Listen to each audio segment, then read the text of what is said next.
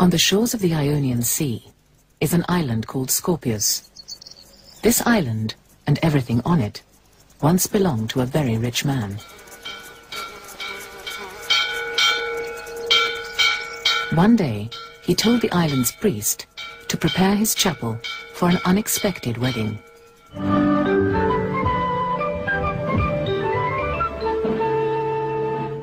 The 5-year widowhood of Jacqueline Kennedy is about to end in a way that's caught the whole world by surprise. We look at the two people whose private lives have been public property for so long. The news made headlines everywhere. The world's press came to Scorpius and kept on coming. They had been tipped off that Jackie Kennedy was on the yacht Christina. The crew fended them off, but the paparazzi wanted pictures. I was alone standing on the deck of Christina, and the first person who appeared was the bride herself. So I said, Mrs. Jackie, doesn't this remind you of the Spanish Armada? The woman who was married to the most powerful statesman in the world has now chosen to marry one of the richest men in the world. Mrs. Jacqueline Kennedy, America's fairy tale princess, was about to become Jackie O, wife of the shipping tycoon, Aristot Onassis. One headline screamed, "Jackie, why?" When Onassis announced that he was marrying Jackie, there was great disappointment by the great American public, saying she's marrying the Beauty and the Beast and all those cliches. As far as I'm concerned, Onassis never hid the fact that he liked to obtain expensive objects. He had Fabergés, he had yachts, planes, he bought divas. Why not the most famous widow in the world? Her reputation took a knock. Some said she married for money. Some said he married her to buy himself much-needed respectability.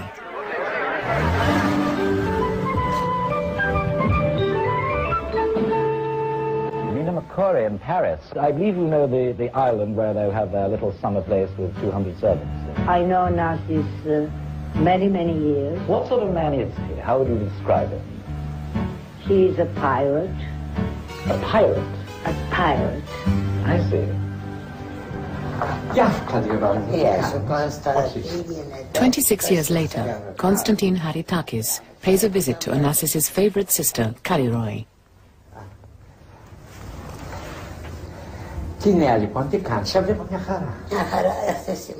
She tells him she's feeling upset about Jackie, who passed away the day before.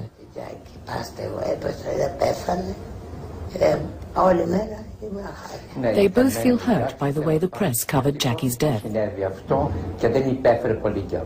Konstantin cannot understand how the many obituaries and tributes to Jacqueline Kennedy Onassis could have all but ignored the man she married. It was impossible after meeting Onassis, Aristo, not to fall in love with him. I love that man. I caress his photograph, says Kalliroi. All the women were falling in love. He was not a handsome man. He was rather short, but he had wonderful eyes. And you could see in his eyes all the warmth of his soul.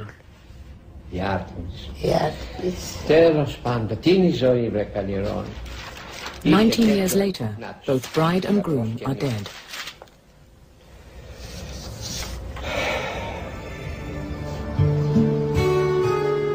Aristotle Socrates Onassis was born probably in 1906, and not in Greece, but in Turkey.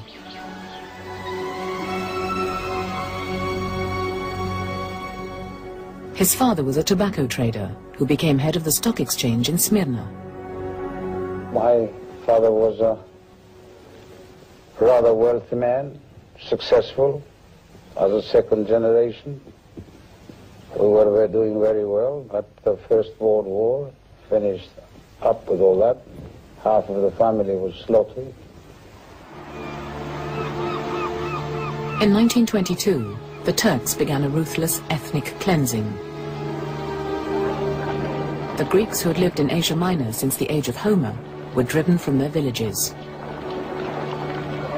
The government announced that it was no longer a capital offence to kill a Christian.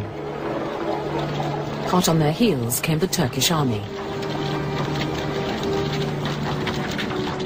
When the army entered Smyrna, it put the city to sword and fire. As the Onassis family fled in small boats, a Turkish soldier tried to drag away his sister, and a much-loved cousin disappeared. The horror of Smyrna. A young boy in a small boat, seeing the slaughter, seeing this horror around him. And I think that this was really the fact who changed the whole life of Onassis. The Onassis family in Smyrna suddenly met with a disaster.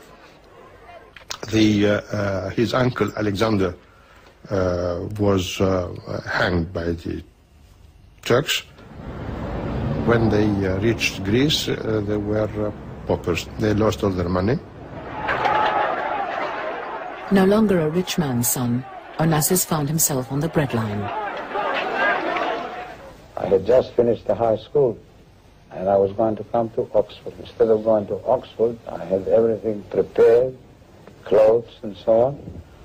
I found myself in steerage immigrating to the Argentine.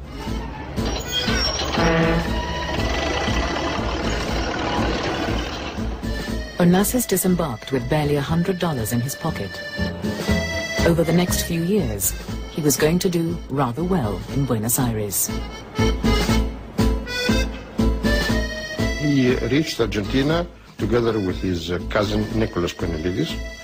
They were extremely poor at the time. They had to share the same room, one bed. One had to work in the daytime, and the other had to work in the nighttime, because they couldn't stay together in that little room on the same bed and sleep together.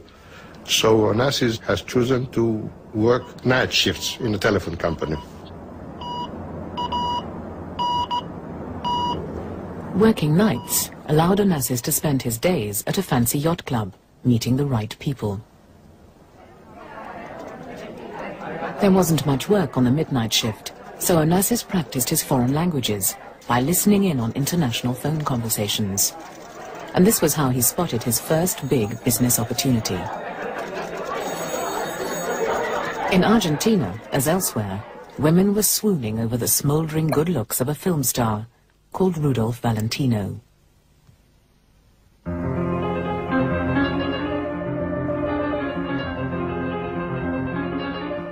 Valentino's hit movies The Sheik and its sequel, The Son of the Sheik, had caused a mania for everything to do with the exotic Middle East. Onassis found a way to cash in on the craze. What gave him the idea was Valentino's way with a cigarette.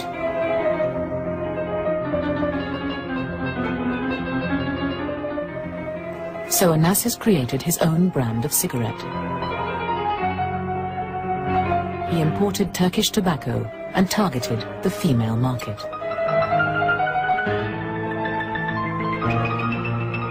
He began to meet with success.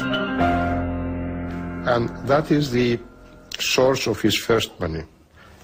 And it's not a coincidence that he has chosen tobacco as the commodity to trade in. His father worked in this field. By his mid-20s, Onassis had made his first million. Onassis started on the tobacco business, as you know, and then having the intuition towards shipping as a Greek, he turned to the shipping business. Greeks, since many thousand years ago, they were attached with the sea and attracted by the sea. So there is a long history between the Greeks and the sea. In the 1800s, the Greeks had only wooden boats for island trading. Today they have the biggest merchant navy in the world. In the 1890s, they began to buy rusty old British tramp steamers. They crewed them with sons and nephews, worked them hard, and made money. Soon, tiny island communities spawned dozens of millionaires. Onassis was obsessed with the desire to be a ship owner. Onassis was a practical man, and he knew that if he wanted to be in the shipping business, he had to learn. And he was not ashamed of learning. Up until his death, he wanted to learn. London was and is the most important shipping centre in the world. For hundreds of years, much of the city's wealth has come from brokering, chartering, shipping, and shipping insurance.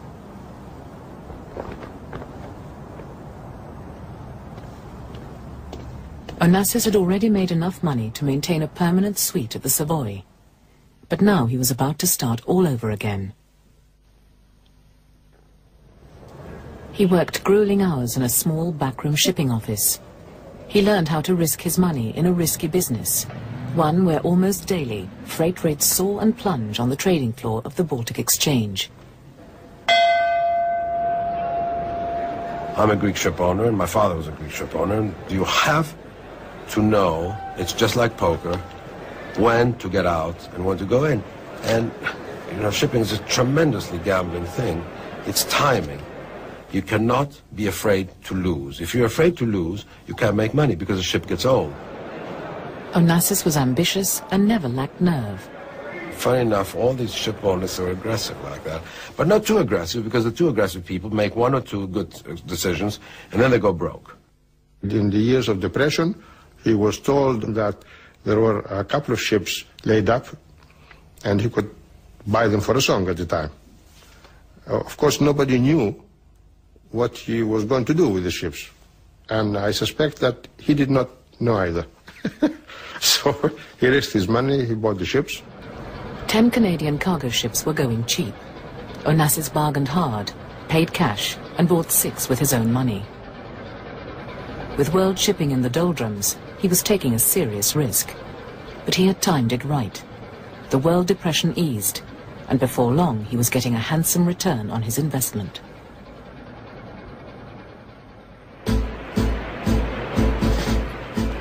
The proud young shipowner could well afford a state cabin on the liner Augustus, bound from Buenos Aires to Genoa. On board, he noticed an attractive older woman. She was a sophisticated divorcee called Ingeborg Dedichen. Before long, a shipboard romance blossomed.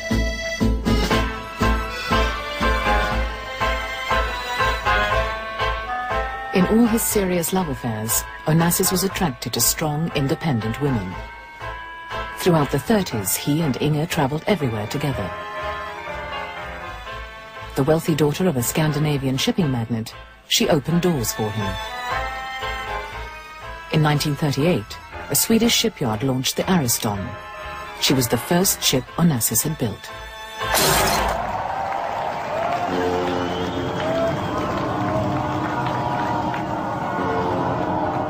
Well, Onassis was a man who could foresee a lot of things, and he was always looking ahead of his times. He was the first one who started building larger and larger tankers, because he believed that the larger the tanker is, the more economical it is. Ariston means best in Greek. At 15,000 tons, she was also the biggest tanker afloat. Onassis, who saw that oil was the fuel of the future, ordered 2 more like her.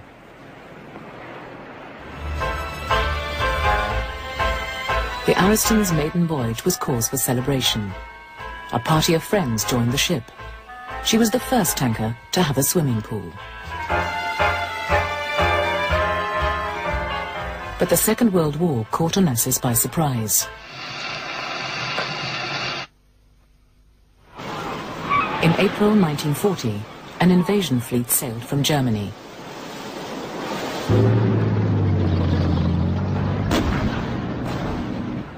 The Nazi war machine rolled over Denmark and Norway.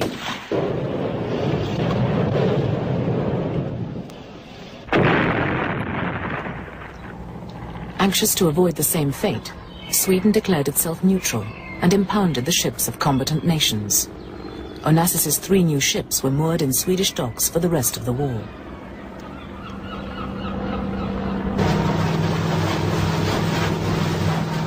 Onassis may not have had a good war, but he had a good time. In Hollywood and New York, he mixed pleasure with business. He relaxed with Stavros Niarchos, a fellow self-made Greek millionaire, who shared his love of ships and women.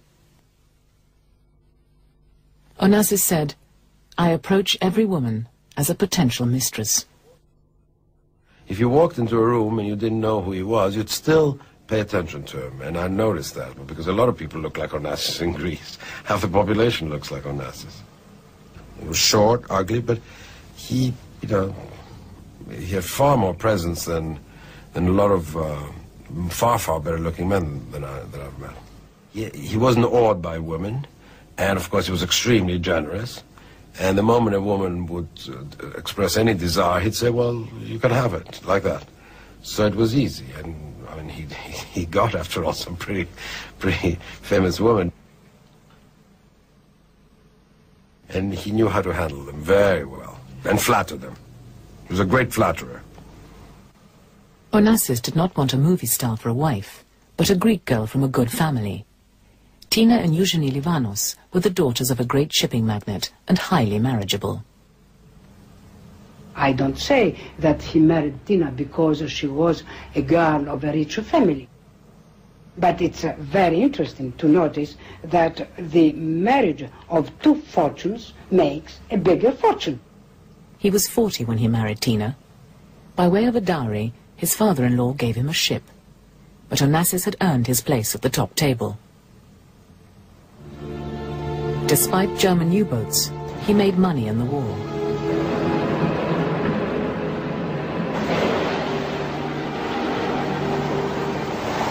A ship chartered to the Allies earned $250,000 a year.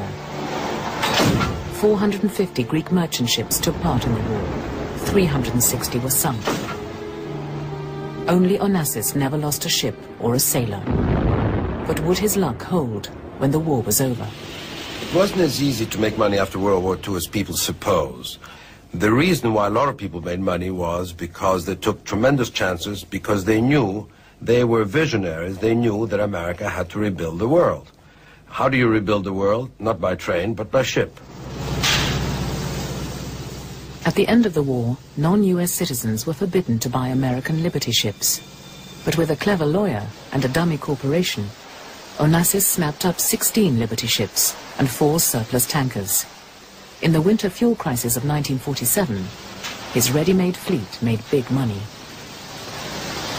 Well, of course, Onassis was not a saint. Onassis would look into the deals, find out whether there are loopholes, take his chances and go ahead. But he would never violate the law. He would be at the brink of the law. He will perform the law in his own way.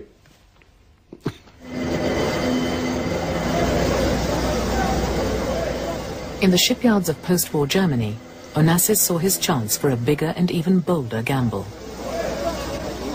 Well, then he visited Germany, and he saw that it was wiped out.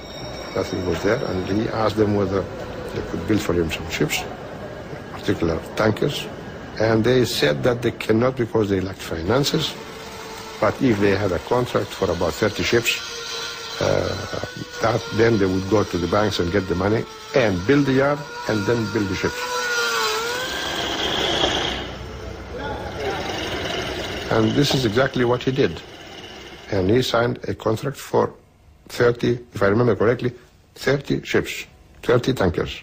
He started building tankers, which were called in those days monster tankers, which were about 46,000 tons, which today is a handy size.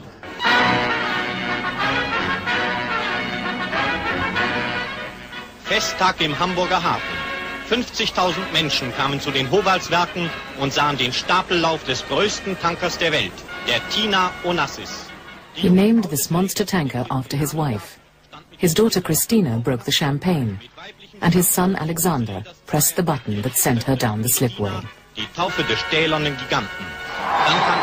His supertanker's tonnage broke records. And the way Onassis financed them broke new ground too. He went to an oil company first and secured a contract for, let's say, 5 years. He then went and ordered a ship. The only thing he didn't bother to tell the oil company was that he didn't have the ship ready. Banks would not lend much money at the time for shipping and tankers and so forth. And he convinced them, after much persuasion, that the proper thing to do was to finance not the ship, but the contract. To my humble days, I don't like to have people around me. I mean, the minute I think that there is a man,